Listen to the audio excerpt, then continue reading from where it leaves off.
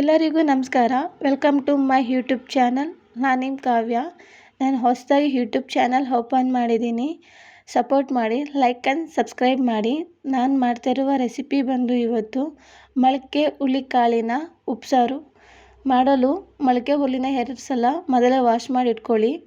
ಅದನ್ನ ಒಂದು ಕುಕ್ಕರಿಗೆ ಹಾಕಿ 1-1.5 ಲೋಟ ನೀರು ಹಾಕಿ ರುಚಿಗೆ ತಕ್ಕಷ್ಟು ಉಪ್ಪು ಹಾಕಬೇಕು. ಉಪ್ಪು ಹಾಕಿ ಕ್ಲೋಸ್ ಮಾಡಿಕೊಂಡು ಅದನ್ನು ಗ್ಯಾಸ್ ಮೇಲೆ ಇಡಬೇಕು. 1-2 ವಿಸಿಲ್ ಹಾಕ್ಸ್ಕೊಳ್ಳಿ.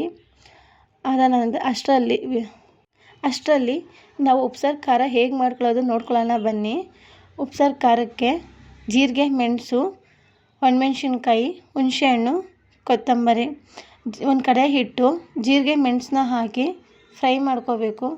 ಫ್ರೈ ಮಾಡಿಕೊಂಡು ಅದನ್ನ ತೆಗೆದು ಅದೇ ಕಪ್ಪಲ್ಲಿ ಹಾಕ್ಕೊಳ್ಳೋಣ. ಮತ್ತು ಒಣಮೆಣ್ಸಿನ್ಕಾಯಿ ಹಾಕಿ ಫ್ರೈ ಮಾಡಿಕೊಂಡು ನಾವು ಅದೇ ಪ್ಲೇಟಿಗೆ ಹಾಕ್ಕೊಳ್ಳೋಣ. ಒಂದು ಜಾರ್ ತಗೊಂಡು ಜೀರಿಗೆ, ಮೆಣಸು, ಬೆಳ್ಳುಳ್ಳಿ ಮತ್ತು ಮೆಣಸಿನ್ಕಾಯಿ, ಹುಣಸೆಹಣ್ಣು, ಕೊತ್ತಂಬರಿ ಹಾಕಿ ರುಚಿಗೆ ತಕ್ಕಷ್ಟು ಉಪ್ಪು ಹಾಕಿ ನೀರು ಹಾಕಿ ರುಬ್ಬಿಟ್ಕೊಳ್ಳೋಣ.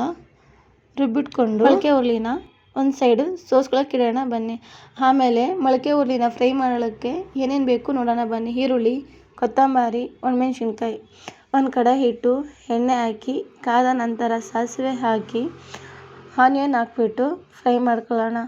ಫ್ರೈ ಮಾಡಿಕೊಂಡು ಸ್ವಲ್ಪ ಒಣಮೆಣ್ಸಿನ್ಕಾಯಿ ಕಟ್ ಮಾಡಿಟ್ಟಿರೋದನ್ನ ಹಾಕಿ ಗೋಲ್ಡಿಶ್ ಬರೋ ಗಂಟ ಫ್ರೈ ಮಾಡಿಕೊಂಡು ಮೊಳಕೆ ಹುರುಳಿನ ಹಾಕಿ ಫ್ರೈ ಮಾಡಿಕೊಂಡು ಲಾಸ್ಟಲ್ಲಿ ಕೊತ್ತಂಬರಿ ಹಾಕಿ ಸ್ವಲ್ಪ ಫ್ರೈ ಮಾಡಿಕೊಂಡ್ರೆ ರೆಡಿ ಮೊಳಕೆ ಹುರುಳಿನ ಉಪ್ಸಾರು. ಇದಕ್ಕೆ ಮುದ್ದೆಗೆ ಕಾಂಬಿನೇಷನ್ ಚೆನ್ನಾಗಿರುತ್ತೆ.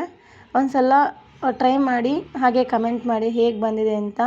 Thank you watching. ಬಾಯ್.